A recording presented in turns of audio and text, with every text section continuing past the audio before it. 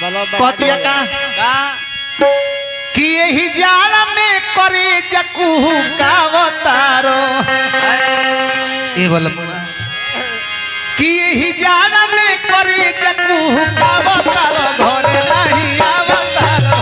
यही जाल में करे जकू का अवतारो घरे नहीं अवतारो यही जाल में करे जकू का अवतारो घरे नहीं अवतारो यही जाल में करे जकू का अवतारो घरे नहीं अवतारो ए बोलम रात रात भर रात रात भर हम कठी ठुरावतारो घर नहीं आवतारो रात भर हम ठुरावतारो घर नहीं आवतारो ए जान में करे जकू का घर नहीं आवतारो ए जान में करे जकू का घर नहीं आवतारो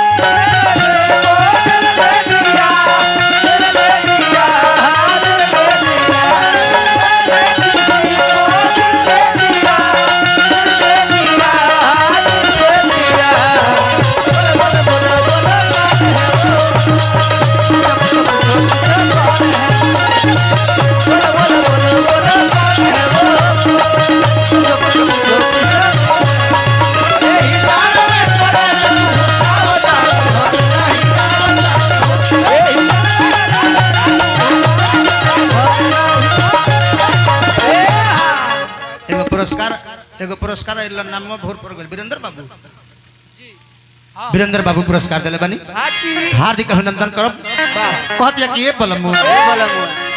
जब से गइल परदेश भर में होत बा कलेश गइल परदेश भर में होत बा कलेश जब से गइल परदेश भर में होत बा कलेश जब से गइल परदेश भर में होत बा कलेश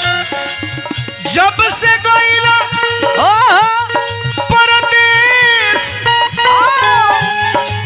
घर में होत बा कलेश राजा कौन गलती पर हो कौन गलती पर हमरा के रोआवतारो घरे कौन गलती पर हमरा के रोआवतारो घर नहीं आवतारो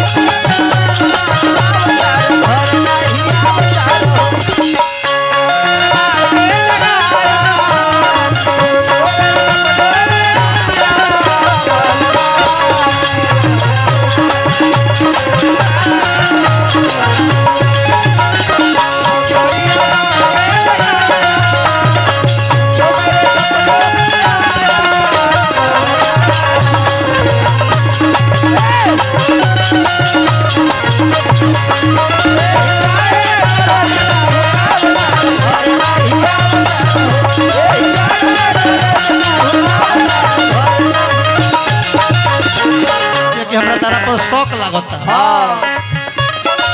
तारा पर शौक लागता हमरा छोड़ के गइल काला काता जोड़ल के करा से नाता काला काता जोड़ल के करा से नाता छोड़ के गइल काला काता जोड़ल के करा से नाता काला काता जोड़ल के करा से नाता छोड़ के गइल काला काता हरि जोड़ल के नाता कौन सवतिन संगे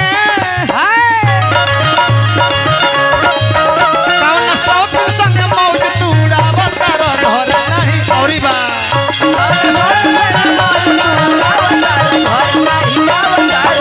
कौन सवतिन संगे मौज तुड़ावतारो घर नहीं आवतारो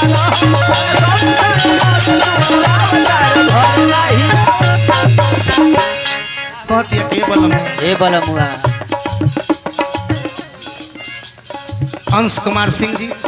और यश कुमार सिंह जी हमरा के पुरस्कार दिले बने हार्दिक अभिनंदन भगवान से प्रार्थना शुभकामना कहते